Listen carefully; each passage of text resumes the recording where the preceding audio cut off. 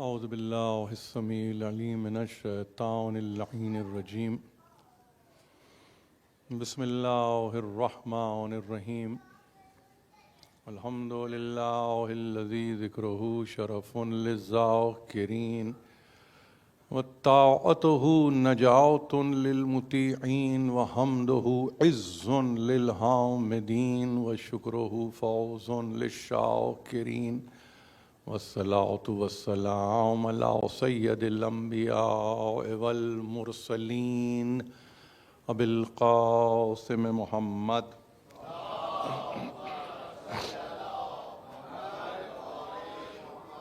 وأہل بیتہ الطیبین الطاہرین المعصومین المظلومین الذین اذہب اللہ عنہم الرجس وطہرہم تطہیرا.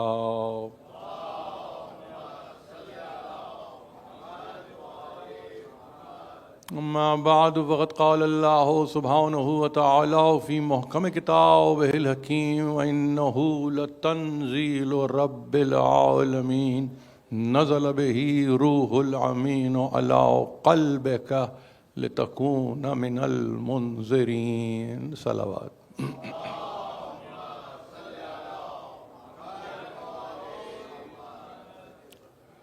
عزیزو، یہ سلسلے کی 11ویں تقریر ہے قلب محمد کے عنوان پر، اور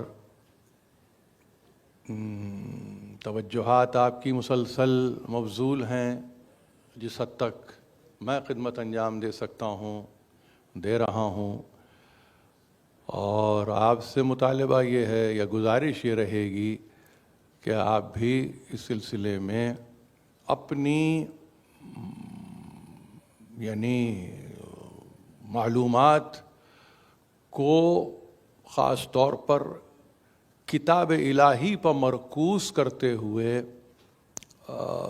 نہ صرف یہ کہ اپنے لیے علمی اعتبار سے اضافہ فرمائیں بلکہ میرے حق میں بھی دعا فرمائیں، اس لیے کہ قرآن وہ کتاب ہے کہ جو بحر ناپید کنار ہے.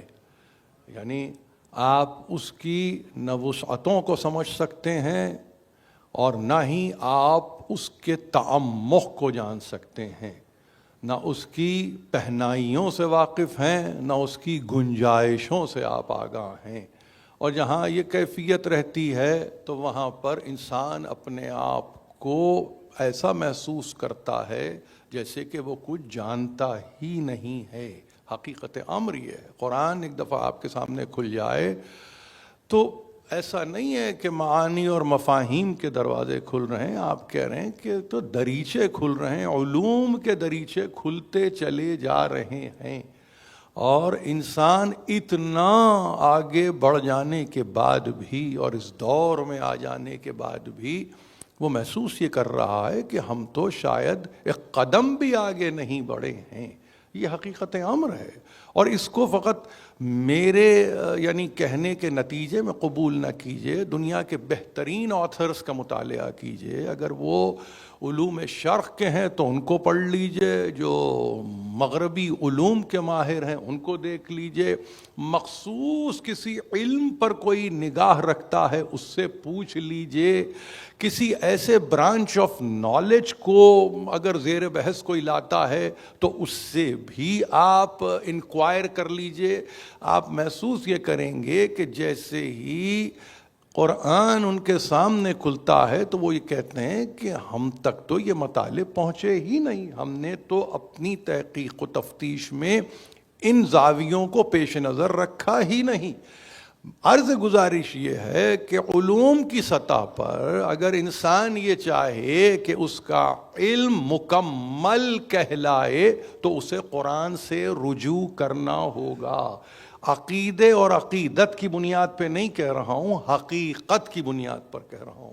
اور جب حقیقت کی بنیاد پر کہہ رہا ہوں تو قرآن کو اسی لیے اپنے بچوں میں میں خاص طور پر اپنے آپ کو یہ کہوں کہ میں نے ہمیشہ یہ چاہا ہے کہ وہ ڈسپلنڈ اسٹڈی کریں قرآن کی. مگر اس کو ٹیکسچول سمجھ کے بھی کبھی دیکھیں. کبھی یہ دیکھیں کہ تدریسی کتاب اگر قرآن کو آپ قرار دیں گے تو یہ کیسا مدرس ہے جو ہمہ وقت آپ کے درمیان موجود رہتا ہے. نہ ایسا کوئی ٹیچر ہوتا ہے، نہ ایسا کوئی ٹیوٹر ہوتا ہے، نہ ایسا کوئی انسٹرکٹر ہوتا ہے جو ہر وقت آپ کے درمیان میں. آج ہمیں پریشانی یہ ہوتی ہے کہ مشکل لفظ ہو، مشکل ترکیب ہو، کوئی لفظ کی دوسرا یوں سمجھیے کہ نعم البدل آپ چاہتے ہوں تو ڈھونڈنے سے انسان نہیں ملتا. قرآن وہ کتاب ہے کہ آپ کے گھروں کے یوں سمجھیے کہ طاقوں پہ سجی ہوئی ہے، رکھی ہوئی ہے، کبھی نکلتی ہے، کبھی اس سے پڑھائی بھی ہوتی ہے، کبھی اس کو انسان عقیدت سے چومتا بھی ہے، کبھی سر پر بھی رکھتا ہے. مگر یہ جان لے اگر ایک مرتبہ کہ جس کتاب کے ساتھ آپ کا یہ رویہ ہے وہ تو معلم ہے، وہ تو آپ کے لیے انسٹرکٹر ہے، وہ تو آپ کے لیے علم کے دروازے کھولنے پر آمادہ ہے. مسئلہ یہ ہے کہ ہم اپنی آمادگی کا اظہار نہیں کر پا رہے ہیں. یہ ایک مسئلہ ہے. اچھا استاد گھر میں موجود ہے، یہ آپ دیکھیں گے، اچھا استاد گھر میں موجود ہے، مگر جیسے کہتے ہیں نا کہ چراغ تلے اندھیرا، یہ محاورہ آپ نے سنا ہوگا، بالکل وہی کیفیت ہے. ہر گھر میں قرآن ہے، لیکن اگر آپ کسی سے یہ پوچھیں کہ بھائی اگر قرآن ہر گھر میں ہے تو آپ کا عمل از روح قرآن کیوں نہیں ہوتا؟ تو اب اس کا کیا جواب کون دے؟ ہر ایک یوں سمجھیے کہ اس مسئلے سے گزر رہا ہے. اس میں مسئلہ ایک اور یہ بھی ہے کہ کون کس سے پوچھے. پوچھنے والا خود اس کا مطلب اب ایک برڈن لے رہا ہے اپنے پر کہ وہ یہ کہتے ہوئے پہلے تو یہ دلیل دے کہ میں عامل قرآن ہوں، میں قرآن پر عمل کرتا ہوں. تو یہاں یہ کیفیت ہی نہیں ہے. ہم اتنے محروم ہیں، ہم اتنے محروم ہیں، یعنی مرحوم ہوتے ہوئے محروم ہے. رحمت رکھتے ہوئے ہمارا عالم یہ ہے کہ ہم محروم ہیں، نعمت سے ہم محروم ہیں. تو اب اگر رمضان کا مہینہ آپ کی زندگی میں آ جاتا ہے اور اس میں آپ کو 27 سے لے کے 30 روز کا اسپین مل جاتا ہے اور آپ کو ایک مقام پر یوں سمجھیے کہ ایک برنامے کو وضع کر کے بلایا جاتا ہے، تو کوشش اس امر کی ہے کہ دیکھیے کم از کم سلیقے سے اس مہینے اگر ایک ساعت کے لیے بیٹھ جائیں تو کچھ معانی، کچھ مطالب، کچھ مفاہیم آشکار ہو جائیں. یہ ادارے کی کوشش ہے. ادارہ کوشش کر سکتا ہے، ادارہ کاوش کر سکتا ہے. میزبانی کے فرائض انجام دینے والا میزبانی کے فرائض کی حد تک انجام دہی بھی اس سے ممکن ہے. لیکن نہ ہم کسی کو پکڑ کر لاتے ہیں، نہ کوئی جانے والے کو ہم روک پاتے ہیں. ہمارا مسئلہ یہ قطعاً نہیں ہے. یہ تو وہ منزل ہے، یہ تو وہ مقام ہے کہ جہاں تشریف لائیے اور اپنے لیے کوئی راہ عمل کو تلاش کر لیجئے. اس سے زیادہ مطالبہ ہوتا ہی نہیں ہے. اب قلب محمد کے عنوان پر گفتگو کرتے ہوئے کوئی یہ نہیں کہہ رہا ہے آپ سے کہ کامل و اکمل گفتگو ہوگی، بالکل نہیں ہے. آپ امکانات سے زیادہ جو کچھ آپ کو یا جو کچھ آپ کی سمجھ اور آپ کی تفہیم میں آتا ہے آپ اس کو بیان کرنے کی عزت حاصل کرتے ہیں. آپ یہ نہیں کہتے کہ یہ میں حتمی بیان دے رہا ہوں، نہیں. کسی بھی عنوان کے تحت جب نہیں ہو سکتا تو اس خصوصی عنوان کے تحت کیا ہو سکتا ہے کہ کوئی آپ سے کہے کہ بھی قلب محمد پہ سب سمجھ لینا، رسول کا دل سمجھ میں آ جائے گا، رسول کا مائنڈ سمجھ میں آ جائے گا، رسول کی میموری سمجھ میں آ جائے گی، رسول کی انڈرسٹینڈنگ سمجھ میں آ جائے گی. کہیں یہ گفتگو نہیں ہو رہی ہے. آپ کو تو اشاروں میں آپ کو کچھ چیزوں تک پہنچایا جا رہا ہے اور اس کے بعد آپ سے کہا جا رہا ہے کہ آپ اپنے مطالعے کو جاری کیجئے اور مختلف تراجم، مختلف تفاسیر، مختلف تشریحات، مختلف تعبیرات، مختلف تعویلات کو پیش نظر رکھ کر آپ اپنے راستے کو قائم کر لیجئے.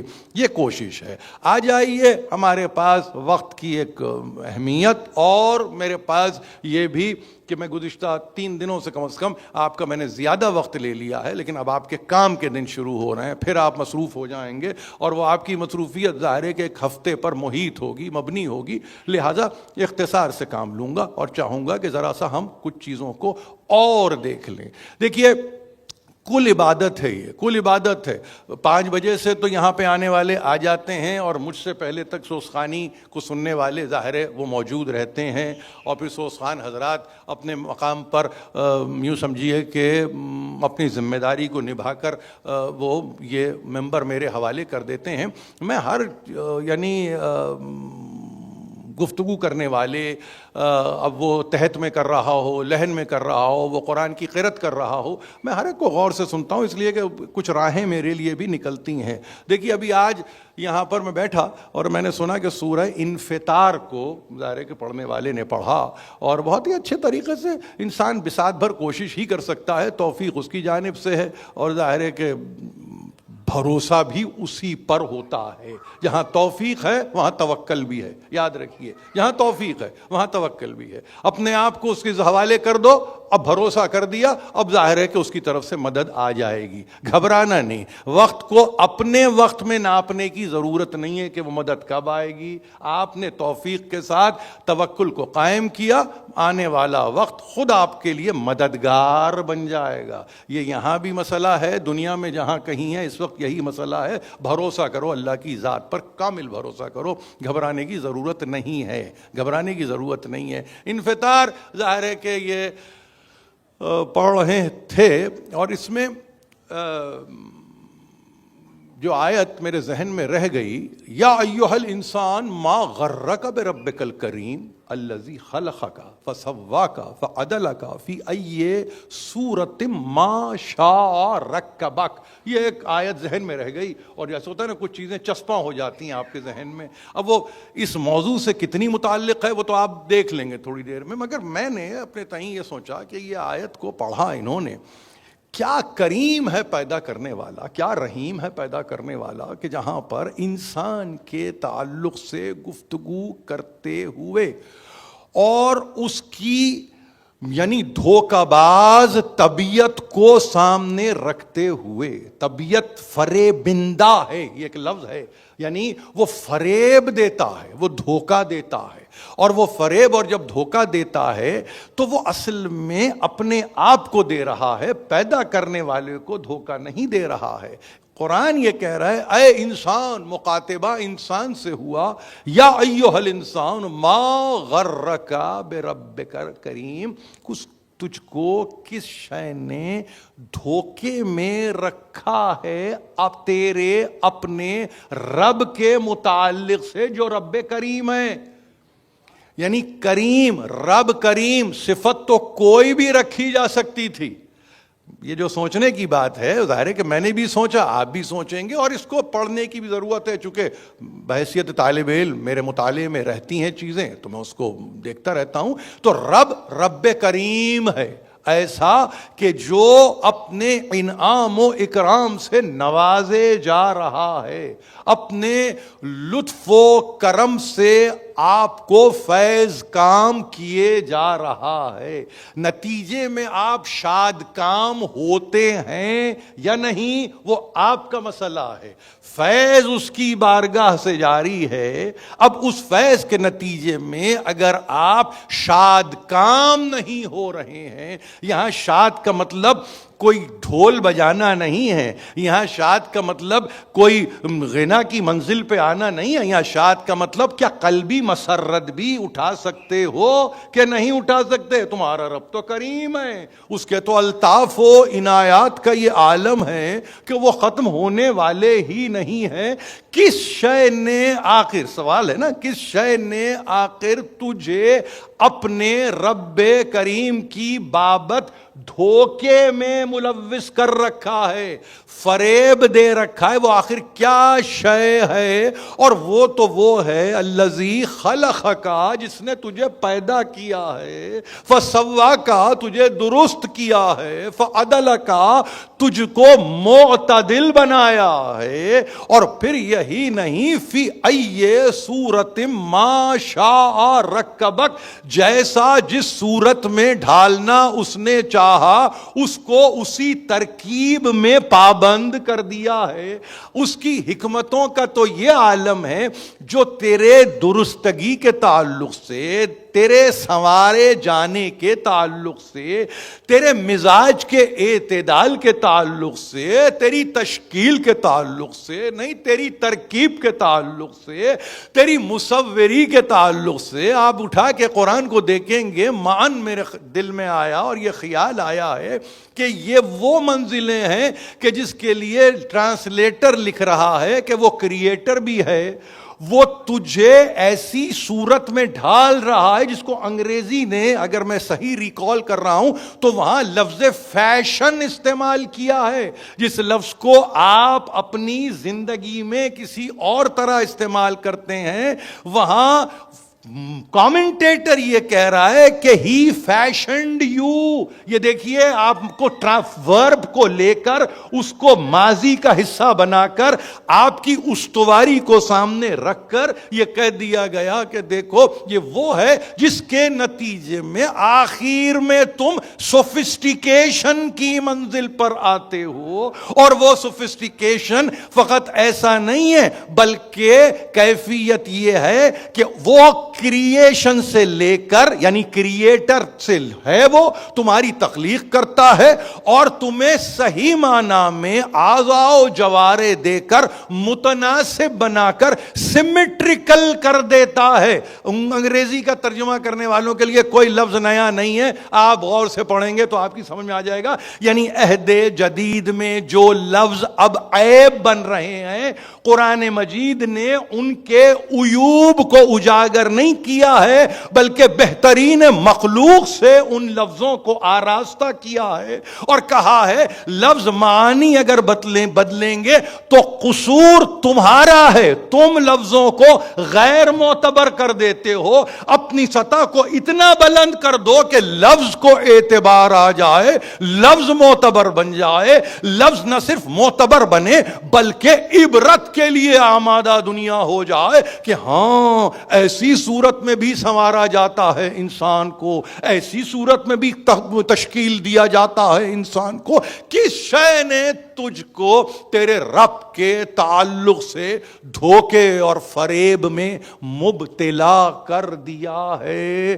حاشیہ لکھنا پڑا، حاشیہ لکھنا پڑا، شبیر احمد عثمانی کو لکھنا پڑا، اپنے طور پر لکھنا پڑا. اور اگر میں غلط نہیں ہوں تو آپ کے پاس بھی حاشیے میں شاید یہ لکھا ہوا ہے کہ انسان اس کی کریمی کو سامنے رکھ کر مصر ہوا کہ میں تو گناہ کروں گا، بخشنے والا تو وہ ہے جو مجھے بخش دے گا. کتنا بڑا دھوکہ تھا. وہ یہ سمجھ رہا تھا کہ وہ بچ کے نکل جائے گا. قرآن نے کہا تو اپنے نفس کو دھوکہ دے رہا ہے. تو نے کیسے سمجھ لیا کہ تنہا وہ کریم ہے؟ تو نے یہ کیوں نہ سمجھا کہ وہ حکیم بھی تو ہے؟ تو نے یہ کیوں نہ سمجھا کہ وہ منتقم بھی تو ہے؟ فقط ایسا تو نہیں ہے کہ اس کی کرامت، اور کرامت کون سی کرامت؟ جو ذات ہے، ذات عین صفات ہیں، اس میں رہتے ہوئے تیرے گناہوں کو معاف کرتا چلا جائے گا اور تو گناہ پہ گناہ کرتا چلا جائے گا. نہیں، کریم ہے مگر حکیم بھی ہے، حکمت بھی رکھتا ہے. اوصاف خداوندی پر جو ایبسولوٹ ایٹریبیوٹس ہیں، نہیں ایک لفظ اور استعمال کرتا ہوں، ڈیوائن ایٹریبیوٹس ہیں. اگر سمجھدار لوگ سمجھیں تو یہ جان لیں گے کہ ڈیوائن ایٹریبیوٹس میں اگر ایک ایٹریبیوٹ آپ کو مل جائے تو اس ایک ایٹریبیوٹ پہ بھروسہ کر کے کہیں ایسا نہ ہو کہ تمہارے عمل کی فائنلٹی تم طے کر لو کہ ہاں وہ تو معاف کرنے والا ہے. تو اب آپ نے کہا وہ غفور ہے، معاف کرنے والا. اب میں گناہ کرتا جاؤں گا چونکہ وہ تو غفور ہے، معاف کرنے والا ہے. میں ظلم کرتا چلا جاؤں گا مگر وہ تو رحم کرنے والا ہے، وہ تو رحیم ہے. مغالطے میں مبتلا نہ ہونا، اپنے نفس کو دھوکہ نہ دینا، اپنے آپ کو فریب نہ دینا. اس لیے بچوں سے یہ کہا جاتا ہے کہ جب قرآنک اسٹڈیز کو آپ قائم کریں تو کوشش اس امر کی کریں کہ چیزوں پر آپ کی نظر ہو. یک رخی آپ میں بعض دفعہ ضروری نہیں ہے کہ وہ انجام تک پہنچا سکے. اسی لیے ایک چیز کہا جاتا ہے، کہی گئی ہے، ہمیں کہی گئی، ہم آپ کو کہہ رہے ہیں، ہم رخ رہو. ایک رخ ہونے کی ضرورت نہیں ہے. نہیں، ایک اور لفظ استعمال، بے رخی کی پہلی کوشش. قرآن سے بے رخی اختیار نہ کرو، یہ طے ہو گیا. اس کے بعد درس یہ دیا جاتا ہے آپ کو یک رخی بھی نہیں چاہیے. ہما رخ رہو. جیسے آپ کہتے ہیں ہما جہت، کیا مطلب ہوا؟ آپ کہیں کہ میں آگے دیکھ سکتا ہوں، پیچھے دیکھ سکتا ہوں، یمین و یسار کو دیکھ سکتا ہوں، لیکن ہما جہت کا مطلب یہ ہے کہ محتاط انسان سارے زاویوں کو اور ساری سمتوں کو دیکھتا ہے، اس سے مخفی نہیں ہے. اب آپ یہ کہیں کہ نگاہوں سے اوجھل ہے، عقل سے تو اوجھل نہیں ہے نا. اسی لیے کہا جاتا ہے کہ اپنی نگاہوں پہ بھروسہ کرنے کی ضرورت نہیں ہے، اپنی عقل پر بھروسہ کرو. قرآن پڑھتے ہوئے فقط یہ کہ کوئی شے آپ کے سامنے رکھ دی گئی، آپ نے کہا کہ بس ہم تو اس پر بھروسہ کریں گے اس لیے کہ وہ تو عفو رحمت کا، یوں سمجھیے کہ وہ ایسی جا ہے کہ جہاں پر رحمت ہی رحمت ہے، معافی ہی معافی ہے، مغفرت ہی مغفرت ہے. نہیں، اس آیت نے بتا دیا رب کریم کہہ کے حکیم کو نہ بھولو، منتقم ہے اس کو نہ بھولو، عادل ہے اس کو بھی نہ بھولو. جب یہ ساری چیزیں یاد رکھی جائیں گی تو گناہوں میں انسان کم سے کم ملوث ہوتا چلا جائے گا. میں یہ نہیں کہہ رہا ہوں یہ پڑھنے کے نتیجے میں انسان معصوم ہو جائے گا، میں یہ نہیں کہہ رہا ہوں، کم سے کم ملوث ہوتا جائے گا اور اس کی معرفت قرآن کے تعلق سے بڑھتی چلی جائے گی. اب یہ آیت نے مجھے ذرا سا سہارا دیا، ذرا سی ہمت مجھے عطا کر دی کہ میں اپنے عنوان میں باقی رہ کے ذرا سا آپ کی متوجہات کو مبذول کراؤں. یہ وہ انسان ہے جو اپنے نفس کو فریب دیتا ہے، جو اپنے نفس کے تعلق سے بے فکرہ ہے، جو اپنے نفس کے تعلق سے یوں سمجھ لیے کہ غافل ہے. اب اس کو یہ سمجھانے کی کوشش کی جائے، وہ بھی من جانب اللہ، کہ یہ قرآن، یہ کتاب قلب محمد پہ نازل ہوئی ہے. یہ کتاب کہاں آ رہی ہے؟ قلب محمد پہ آ رہی ہے. تو یقیناً اس کو سمجھنے کے لیے انسان کو کچھ ایسے سہاروں کی ضرورت ہے کہ جس میں آپ کو یہ سمجھ میں آنا چاہیے کہ قلب محمد عنوان رکھ کے یہ بھی تو جانا جائے کہ جس کا قلب ہے اس کا مقام کیا ہے، اس کا مرتبہ کیا ہے، وہ کس سطح پر ہے، وہ کس بلندی پر ہے. اسی لیے اب جب اس ہستی کا آپ تذکرہ کرتے ہیں تو آپ اس کے شمائل کا تذکرہ نہیں کرتے، آپ اس کی زلفوں کا تذکرہ نہیں کرتے، آپ اس کے نالین کا تذکرہ نہیں کرتے، آپ اس کے تعلق سے اس کے لباس اور اس کے قرقے کا تذکرہ نہیں کرتے، بلکہ آپ یہ کہتے ہیں بہت بلند سطح سے اس کا تذکرہ کرنے کی ضرورت ہے. اور وہ بلند سطح ہی کہاں سے نظر آئے گی؟ وہ بلند سطح ہی وہاں سے نظر آئے گی جب آپ اس کے مدارج پہ گفتگو کریں گے، مراتب پہ گفتگو کریں گے، اس کے قصائل پہ گفتگو کریں گے، اس کے فضائل پہ گفتگو کریں گے. یعنی اتنی بلندی سے یہ گفتگو ہوگی تو آپ کو وہ ہستی سمجھ میں آئے گی کہ جس کے قلب کو محور بنا کر قیامت تک کے لیے انسانیت کے حوالے پیغام کر دیا گیا کہ وہ ایسا قلب ہے جو سیکیور ہے، پروکیور کر کر سیکیور رکھ کر اس کو منتقل کر دیتا ہے، اس کو حوالے کر دیتا ہے. یہ اس کا قلب ہے. تو ہمیشہ یاد رکھیے اس کے مدارج و مراتب کو طے کرنے کے لیے انسانوں نے اپنے تعلق سے ہاتھوں کو اٹھایا، کہا ہم کسی صورت بھی نہ اس کے کسی درجے کو طے کر سکتے ہیں، نہ اس کے کسی مرتبے کو طے کر سکتے ہیں. لا محالہ کسی ایسے فکر کی طرف آپ کو رخ کرنا پڑا کہ جس کے لیے آپ یہ کہیں کہ ہاں یہ قابلیت وہاں ملتی ہے. تو دیکھیے ایک بات کو ہمیشہ یاد رکھیے، آپ درود پڑھتے ہیں، اسی لیے درود میں آپ کو کہا جاتا ہے کہ لفظ محمد پہ نہ رکو، آل محمد تک چلے جاؤ. کیوں؟ اس لیے محمد تک آ کر درود بترا ہے، غور سے سنیے، دم بریدہ ہے، کٹا ہوا ہے، مکمل نہیں ہے. میں عجیب یہ اس بات کو غور سے سنیں، اللہم صلی علی محمد، روک دیجئے، اس میں محمد ہے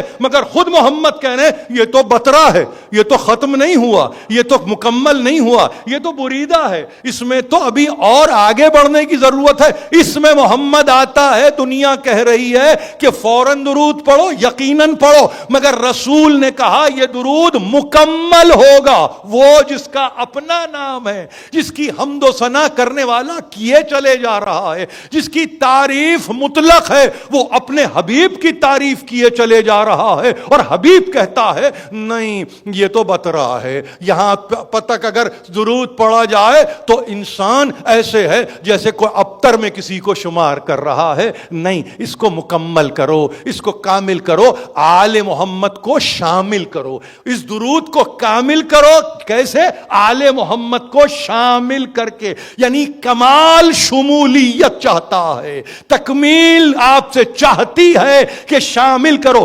شامل نہ امت کو کیا جائے گا، نہ ازواج کو کیا جائے گا، نہ احوال کو کیا جائے گا، نہ زمانوں کو کیا جائے گا، انہی کو کیا جائے گا جن کے متعلق رسول یہ کہے گا میں ان سے ہوں، یہ مجھ سے ہیں۔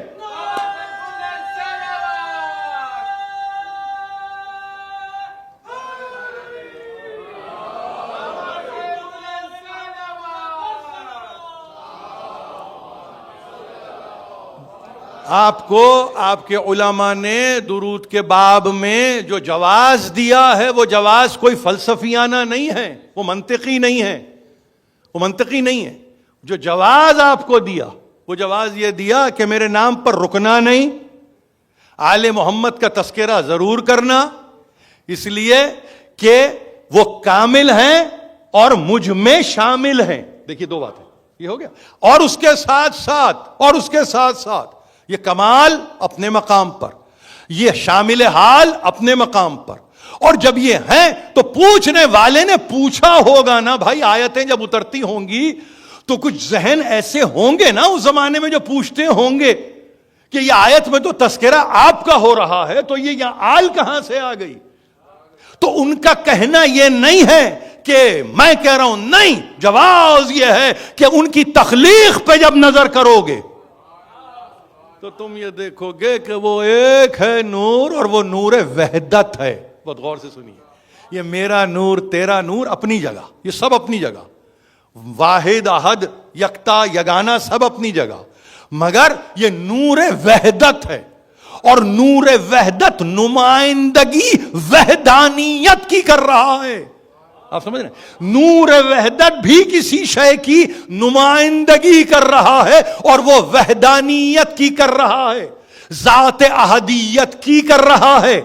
جو ذات احدیت کی نمائندگی عالم نورانیت میں کر کے میرے نور میں شامل رہ کے اس کو اب اظہار کا موقع مل رہا ہے، اور آیت چاہتی ہے کہ اب تم درود کی منزل پر لاؤ، صلوات کی منزل پر لاؤ، رحمت کی منزل پر لاؤ، سلامتی کی منزل پر لاؤ، تو پھر دیکھو، یاد رکھو، وہی شامل ہوں گے کہ جو مجھ سے میں ان سے، جو مجھ سے میں ان سے، جو مجھ سے، یعنی یہ جو تمہیں نظر آ رہے میں ان سے اب میں نہ نظر آؤں تو یہ نظر آ جائیں، تو پھر کافی ہے یہ کہنا یہی تو محمد ہیں، یہی تو عین محمد ہیں، یہی تو حقیقت محمد ہیں، یہی تو انوار محمد۔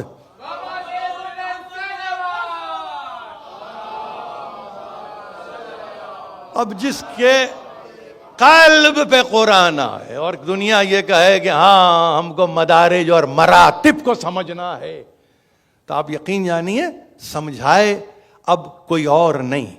میں نے کیا کہا؟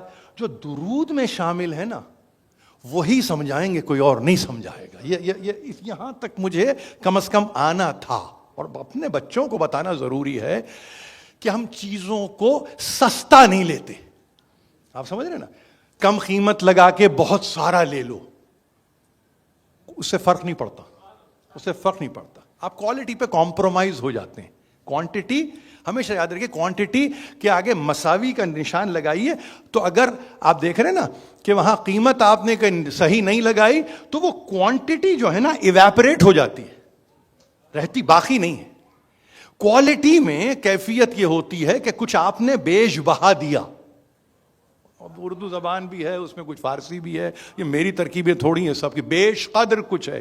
آپ نے کہا قیمت کچھ زیادہ لگائی ہے، اس لیے کہ آپ عقل مند ہیں، آپ کو جیسے کہ وہ چنتا ہے بندوں میں سے تو ایک کو چن کے مصطفیٰ کیا، اپنے لیے وہ چناؤ کا عمل رکھ کے کہ آپ کو کہے گا کچھ بھی اٹھا لو، یہ تو عدل نہیں ہے نا، یہ تو عدل نہیں ہے. آپ کہہ رہے ہیں تو اپنی سطح پہ بیٹھ کے اتنے بندے ازل سے ابد تک نہیں معلوم کتنی تخلیقات اور کس طرح سے مخلوقات، اور پھر مخلوقات میں اشرف مخلوق، اس میں استفاء بھی ہے، اجتباء بھی ہے، ارتضاء بھی ہے، اپنے لیے فلٹریشن کا پروسیس اپنے لیے، جبکہ تو خالق ہے. تو تو جانتا ہے نا، تو تو جانتا ہے. اس کے بعد استفاء، اس کے بعد کسی کو مصطفیٰ، اور امت کو یہ کہے کہ کسی کو بھی چن لو. کوئی سیاسی گفتگو تو نہیں کر رہا ہوں میں، بالکل بھی نہیں، حقیقت میں نہیں، ہونا بھی نہیں چاہیے. کیوں ہونا چاہیے؟ ہمارا سیاست سے کیا تعلق ہے؟ ہمارا کوئی تعلق سیاست سے نہیں ہے. سیاست مکر کا نام ہے، سیاست فریب ہے، سیاست دھوکہ ہے، سیاست چلتی پھرتی ڈھلتی چھاؤں ہے. سیاست کچھ بھی نہیں ہے. آپ یقین جانیے کچھ نہیں ہے، کچھ نہیں ہے. ایک سایہ ہے، ذرا طولانی ہو گیا تو اب آپ سمجھ بیٹھے کہ سب کچھ وہ ہو گیا. نہیں، جیسے جیسے شام ڈھلتی ہے سایہ طولانی ہوتا چلا جاتا ہے، اور ایک منزل آتی ہے کہ آپ ہی کہتے ہیں کہ اپنے ہی قدموں سے تقریباً روند رہے ہیں آپ اس سایہ کو. نہیں، کچھ نہیں ہے. کچھ نہ کریں آپ، کچھ نہ کریں آپ، تو فکر میں مبتلا رہیں کہ درود محمد پہ ختم نہیں ہوتا، درود آل محمد تک ایکسٹینڈ نہیں کروں، ختم ہوتا ہے. لفظ ایکسٹینڈ کروں گا تو آپ کہیں گے کہ کچھ بڑھا دیا، کچھ اضافہ ہے. نہیں، ایکسٹینشن نہیں ہے، درود ختم وہاں ہو رہا ہے. اور اگر درود وہاں ختم ہو رہا ہے تو قلب محمد کو سمجھنے کے لیے آل محمد سے پوچھو. کہ آل محمد سے پوچھیں گے نا قلب محمد، تو وہ کہیں گے قلب محمد تو بہت دور کی بات ہے. پہلے محمد کے مدارج کو سمجھو، پہلے محمد کے مراتب کو سمجھو، اس کے درجے اور اس کے مرتبے، اور اس کے بعد اس کے قصائل، قصلت کی جمع، اس کے فضائل، فضیلت کی جمع. سمجھو تو کوئی اور نہیں، آپ کے پاس کتابیں موجود ہیں. اور یہ عجیب بات ہے کہ مسلمان اس سے محروم ہیں، اور بوجہ تعصب محروم ہیں. ان کو عصبیت ہے، ان کو عصبیت ہے، ان کو خواہ مخواہ کی قد ہے. میں جو لفظ استعمال کر رہا ہوں بہت احتیاط سے استعمال کر رہا ہوں، نفرت نہیں کہہ رہا ہوں میں، نفرت نہیں کر سکتے ہو. ان کو قد ہے، اور وہ قد اس لیے ہے کہ سارے فضائل ان میں رکھ کے تو نے ہمیں کیا دیا ہے؟ سب کچھ ان کو دے کے ہم کو کیا ہے کے لیے؟ کہ جہنم کی غذا بنانے کے لیے ہم کو رکھا ہے. وَرْزَرَانَا لِجَهَنَّمَ كَثِيرًا مِنَ النَّاسِ، انسانوں میں بھی تو ہے نا، ان سے بھر دے گا وہ ہے. اب جنہ بھی اس میں ہے، بھر دے گا جہنم کو. تو ہمیں اس لیے رکھا ہے کیا؟ ہاں، کیوں نہیں رکھے گا؟ لَهُمْ قُلُوبٌ لَا يَفْقَهُونَ بِهَا، یہ دل رکھتے ہیں تفقہ سے کام نہیں لیتے. لَهُمْ أَعْيُنٌ لَا يَبْصِرُونَ بِهَا، آنکھیں ہیں دیکھتے نہیں ہیں. لَهُمْ آذَانٌ لَا يَسْمَعُونَ بِهَا، کان ہیں سنتے نہیں ہیں. أُولَئِكَ كَالْأَنْعَامِ، أُولَئِكَ كَالْأَنْعَامِ بَلْ هُمْ أَضَلُّ، یہ جانور ہیں، جانوروں سے بھی بدتر ہیں. آپ سمجھ رہے ہیں؟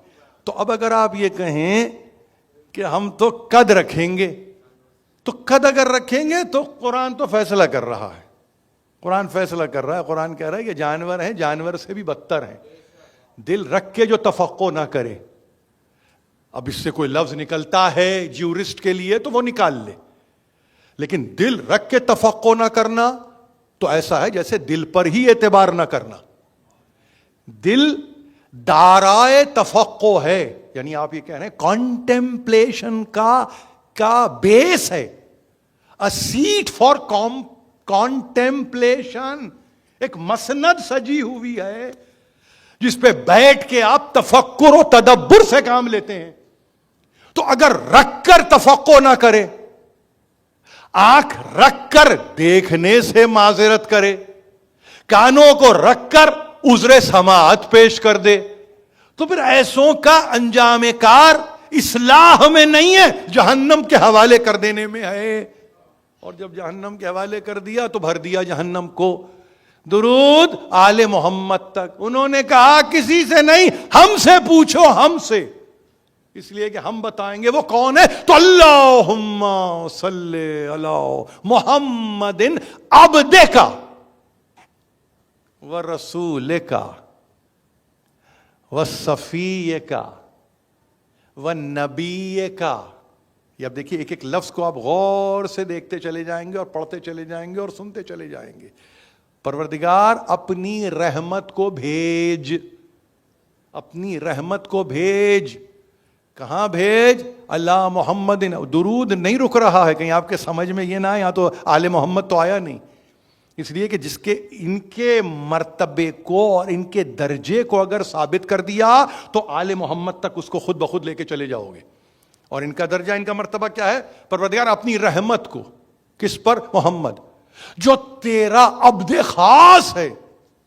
ایسا بندہ کہ بندوں میں پھر ایسا بندہ نہ ہوا, بندوں میں پھر ایسا بندہ نہ ہوا. یعنی کسی کا قصیدہ پڑھتے ہوئے پہلا لفظ, اگر پہلی سیڑھی, اگر پہلا زینہ, اگر پہلی منزل عبدیت ہے تو عبدیت کسی صلاحیت کے نتیجے میں نہیں ہے, اس نگاہ انتخاب کے نتیجے میں ہے کہ جو عالم نورانی سے لے کر عالم خاکی تک مسلسل جاری و ساری ہے. حالتیں بدلتا ہے مگر بدلتی ہوئی حالتوں میں اپنے پیدا کرنے والے کو مسلسل یاد کرتا چلا جاتا ہے. آنے واحد کے لیے بھی اس کی یاد سے غافل نہیں ہے. اسی لیے آپ کے لیے حکم کیا, یا ایھا الذین آمنوا اذکروا اللہ. دیکھو ایمان والو, تذکرہ کرو, اللہ کا ذکر کرو, اور پھر تذکرہ کرو, ذکر اللہ کا کرو. اور ایسے نہیں ہے, بلکہ اس میں حکم یہ ہے کہ اس کی تسبیح کرو, تحمید کرو, تمجید کرو, بکرۃ وعصیلا. یہ آپ کو معلوم ہونا چاہیے کہ دیکھو صبح و مساء اسی کا تذکرہ ہوتا رہے. اور جب ذکر ہوگا اور ذکر کثرت سے ہوگا اور صبح و شام ہوگا تو تم پر آنے واحد کے لیے غفلت نہیں ہوگی. تو اب اگر درود و سلام کا محل و مرکز سرکار رسالت مآب کی ذات ہے تو پہلی پہلی پہلی کیفیت مراتب میں جو مرتبہ ہے وہ عبدیت ہے محمد کی. بآواز بلند صلوات بھیجیے. تیرا بندہ, تیرا بندہ, تیرا رسول و امین کا, تیرا امین امانت دار, و حبیب کا, تیرا حبیب, و خیرت کا من خلق کا, تیرے مخلوقات میں بہترین, بہترین. اور پھر حافظ سر کا, تیرے اسرار و رموز کا حامل نہیں, محافظ. یہ عجیب ہے, یاد رکھیے حمل کی منزل نہیں ہے, حفظ کی منزل ہے. حافظ سر کا و مبلغ رسالاتک, تیرے پیغامات کو پہنچانے کا ذمہ دار. تو وہ عبدیت سے چلا, یعنی کمال عبدیت پر رہ کر. دیکھیے پہلی منزل ہمیشہ امپورٹنٹ رہے گی کہ انٹروڈیوس کیسے کیا ہے, یہ دروازہ کھلا کیسے ہے. عبدیت نے دروازہ کھولا تو مدارج و مراتب آپ کے سامنے نظر آتے چلے. عبدیت کا دروازہ کھلا تو آپ نے کہا رسالت کا باب نظر آیا. رسالت کے باب سے آپ گزرے تو امانت دار نظر آیا. امانت دار کے آپ دروازے سے گزرے تو تیرا چاہنے والا نظر آیا. تیرا چاہنے والا نظر آیا تو پھر مخلوقات میں بہترین نظر آیا. جو مخلوقات میں بہترین نظر آیا تو اس کی کوالٹی یہ تھی کہ اس نے تیرے اسرار و رموز کی محافظت کی ہے. اور فقط محافظت نہیں کی ہے, جب ضرورت سمجھا ہے اس کو پیغام کی صورت میں امت کے حوالے کرتا چلا گیا ہے. یہ اس کے مدارج ہیں, یہ اس کے مراتب ہیں. ایک دروازے سے کھلا دوسرا دروازہ. ایک سلطان کے پاس جاتے ہیں 7 دروازوں سے گزر کے آپ جاتے ہیں. آپ کہتے ہیں دروازے تھے تو بادشاہ کے دربار میں جا کے آخری دروازہ کھلا تب کہیں جا کے نظر آئے گا تو مبلغ رسالاتک. اب جو آخری دروازہ کھلے گا نا وہاں امت اور قوم نظر آئے گی, کہیں اس سے پہلے امت اور قوم نہیں ہے. آخری دروازہ اتنی ذمہ داریوں کو لے کے چل رہا ہے. یہ اس کے مدارج و مراتب ہیں جو ابدیت سے چلے, جو رسالت سے گزرے, جو امانت دار رہتے ہوئے تیرا حبیب بنا رہے, اور اس کے بعد اس کا یہ عالم ہے کہ وہ تیرے اسرار کا محافظ بھی رہتا ہے, تیرے پیغامات کو پہنچاتا بھی ہے. اتنے دروازوں سے گزرنے کے بعد اگر کوئی یہ کہہ رہا ہے یا ایھا الرسول بلغ ما انزل الیک من ربک, اتنے دروازوں سے گزرنے کے بعد تو پیغام کی حفاظت کیسے کی ہوگی؟ ابدیت کے پیرائے میں بھی حفاظت ہو رہی ہے, رسالت کے تعلق سے بھی رکھ رہا ہے, امانت کو امانت سمجھ رہا ہے, اور پھر اس کی بزرگی جو دی ہوئی ہے پروردگار نے اسے, اس کو باقی رکھتا ہے. اس کے بعد محبتوں کا سفر کرتے ہوئے, اسرار کو محفوظ کرتے ہوئے ایک آخری منزل پہ آ کے کہتا ہے آج میں اعلان کرنے جا رہا ہوں, رسالت کمال پر جا رہی ہے. مبلغ رسالاتک, تیرے تمام تر پیغامات کا تبلیغ کرنے والا, پہنچا دینے والا. تو ولایت ابدیت کے بعد چلی ہے, ولایت صفوت کے بعد چلی ہے, ولایت محبت سے گزر کے چلی ہے, ولایت حفاظت کے ساتھ چلی ہے, ولایت مخلوقات میں بہترین لے کے آ رہا ہے. دروازہ کھلا تو اب وہ غدیر کا میدان نہیں ہے, وہ محبت کا میدان ہے جس میں مومنین کے قلوب کا امتحان لیا جا رہا ہے.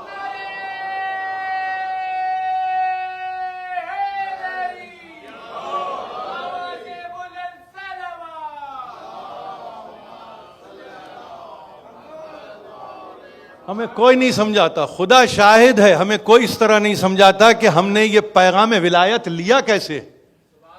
خدا شاہد ہے. اگر یہ نہ ہو کہ لانے والا اب اس کے بعد کامنٹیٹر کچھ بھی لکھے, یوں نہ کرو گے تو ہم یوں کر دیں گے. ارے بھائی آپ آیتوں میں کہاں صرف کر رہے ہیں اپنی فکر کو؟ وَإِن لَمْ تَفْعَلْ فَمَا بَلَّغْتَ رِسَالَتَهُ. ارے تم سے کہا جا رہا ہے, تم سے اس پیغام کو کہیں سبک نہ لینا, کہیں تم اس پیغام کو یہ نہ سمجھ بیٹھنا کہ بہت ہی ہلکا پھلکا پیغام ہے.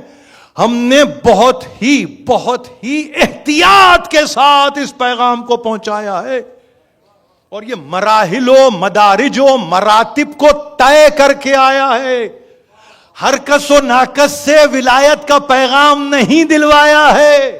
بڑے بڑے تھے اجلہ صحابہ میں, کسی ایک کو کہتے کہ میں تمہیں اپوائنٹ کر رہا ہوں, تم اس کی ولایت کا اعلان کر دو. نہیں, یہ تمہارا نہ درجہ ہے نہ تمہارا مرتبہ ہے, نہیں تمہیں جچتا ہی نہیں ہے, تمہیں زیبا ہی نہیں ہے. اس کو تو مجھ سے کم اگر کوئی پیش کر دے تو اس کو ریجیکٹ کر دو. ایسا ولی نہیں ہوتا, ایسا علی نہیں ہوتا جس کو محبت محمد متعارف نہ کروائے.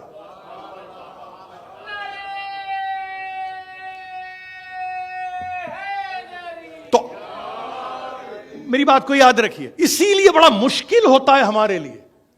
علی کو ہم محمد سے کم پہ قبول نہیں کرتے. محمد سے کم اگر کوئی ہستی علی کو پیش کرے ہم نہیں قبول کرتے, ہم سے مشکل ہوتی ہے. اور یہی بات اس کو وائس ورسا کہ اگر آپ کو محمد کو لینا ہے تو ہم علی سے کم قبول نہیں کرتے. وہ بتائیں گے تو ہم سنیں گے, اولاد محمد بتائے گی تو ہم سنیں گے, آل محمد بتائیں گے تو ہم سنیں گے. یہی تو مارکہ حق و باطل رہا. اور کیا مارکہ تھا بھئی؟ اگر کربلا کی تاریخ تب آپ آگے آ جائیں تو کیا مارکہ ہے؟ کوئی حکومت ہے, کوئی مملکت ہے, کوئی سلطنت ہے. یہ آپ کو اگر کوئی کہہ رہا ہے تو مغالطے میں مبتلا کر رہا ہے, آپ کو آپ کے اہداف سے کوئی بھٹکا رہا ہے. حکومت کے لیے آئے تھے, خلافت کے لیے آئے تھے, کہیں کوئی آپ سے کہے کہ یہ امامت کا اعلان کرنے کے لیے آئے تھے، نہیں آئے تھے، حق اور باطل میں فیصلے کے لیے آئے تھے، حقیقت محمدی کو آشکار کرنے کے لیے آئے تھے۔ ان جملوں کو یاد رکھیے، حقیقت محمدی کو آشکار کرنے کے لیے آئے تھے، تو اس سے کم پر تو حقیقت محمد آشکار نہیں ہو سکتی تھی۔ آئے تو آپ یہ کہیں گے اس حقیقت کا یا اس حقیقت کو آشکارا کرنے کے لیے ایسا سفر بھی کیا جاتا ہے کہ جہاں بہنوں کو لے لیا جائے، جہاں پہ مستورات کو لے لیا جائے، جہاں پہ بچوں کو لے لیا جائے، جہاں پہ چھوٹے چھوٹے ننھے بچوں کے ساتھ سفر اختیار کیا جائے، ایسا بھی حقیقت محمد کو آشکار کرنے کے لیے اور یہ بتلانے کے لیے کہ یہ جو کائنات چل رہی ہے اصل میں کائنات نہیں، قلب محمد ہے کہ دھڑک رہا ہے۔ اور محافظ قلب محمد کربلا کے میدان میں آ کر 1-2 دقیقے لوں گا، تقریر ختم کر دوں گا، کہ جہاں پر محافظ آ رہا ہے قلب محمد کا، جس نے تعارف کرایا ہے، تم کو بتلایا ہے، تم تک پہنچایا ہے کہ عبدیت سے لے کر اور رسالت میں پیغامات کے ارسال و ترسیل تک اس احتیاط کے ساتھ بھیجنے والے نے بھیجا ہے، تو میں بھی تو تم تک اسی احتیاط سے منتقل کر دوں گا۔ تقریر میری ختم ہو گئی۔ ظاہر ہے کہ ہمیشہ سے یہاں پر اگر مسند پہ سوسخانی کرنے والا سوسخانی کر رہا ہے تو ہم بھی کوشش اس عمر کی کرتے ہیں کہ ذرا سا اس میں سے ایک شرر کو لے لیا جائے۔ وہ تو شعلہ بھڑکا تھا، میں نے ایک شرر کو اس میں سے اٹھا لیا، اور جب شرر کو اٹھاؤں گا تو آپ نے آخری تذکرہ کیا سنا کہ جانے والے نے خدا حافظ اپنے آپ کو اپنی چہیتی سے الگ کر کے خدا کی حفاظت میں دے کر خدا کے حوالے کر کے راہ خدا میں آگے بڑھ گیا، خدا کے حوالے کر کے راہ خدا میں آگے بڑھ گیا۔ یہ حکمت ہے اور اسی میں پروردگار کی مشیت بھی ہے کہ جس کو تو نے یوں سمجھیے کہنے والوں نے عرفا نے یہ کہا کہ وہ کہ جس نے اپنی رات گئے کی نمازوں میں سکینہ کو مانگا ہو، جس نے اس طرح کی عبادات میں سکینہ کو طلب کیا ہے، وہ سکینہ کو نہیں مانگا تھا، سکون قلب کو حسین نے مانگا ہے، سکون قلب کو مانگا ہے، طمانینت قلب کو مانگا ہے، استقامت قلب کو مانگا ہے۔ سکینہ طمانینت قلب حسین کا نام ہے، سکونت قلب حسین میں سکینہ ہے، وہاں بسی ہوئی ہے۔ قلب میں جاتے جاتے سکینہ کو بسا کے جاتے ہیں۔ یہ وہ دل ہے کہ جہاں خدا کی ذات ہے، مگر ایسا نہیں ہے کہ بیٹی حائل ہو رہی ہے، نہیں، امتحان کی منزل ہے، امتحان میں بیٹی ہے اور بیٹی کو رخصت کر کے خدا کے حوالے کر کے چلے گئے۔ ہاں یقیناً چلے گئے، کسی کے حوالے کر کے گئے۔ میں تقریر کے بالکل آخری فقرے پر ہوں۔ خدا کے حوالے کیا، آپ نے کہا نہیں، تاریخ نے کہا زینب کے حوالے کیا۔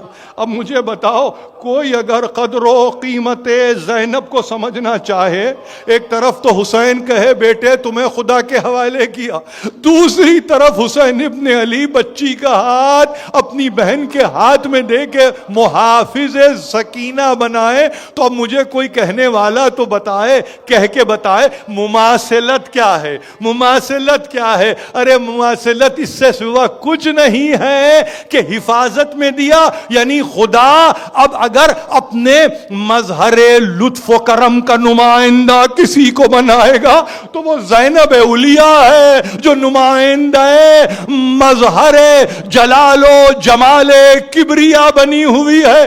اسی لیے جب ایک مرتبہ شام میں دفن کر کے پلٹ رہی تھی تو مڑ مڑ کے سکینہ کی قبر کو دیکھتی تھی، لوگ پوچھتے تھے کیا بات ہے بی بی، سب سوار ہو گئے، بس کہا نہیں دل نہیں بھرتا، ارے میرا سکون قلب ہے جو زیر زمین۔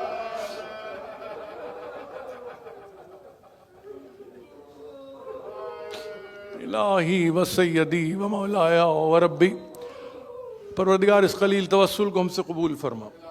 جو پریشان حال ہیں ان کی پریشانیوں کو دور کرو، جو بیمار ہیں شفا کامل عطا کرو، جو بے روزگار ہیں واسطہ میری شہزادی سکینہ کا رزق فراواں اور رزق بے پایہ نصیب کر، کوئی غم نہ دے سوا غم آل محمد کے، تعجیل فرماؤ ظہور حجت. زیارت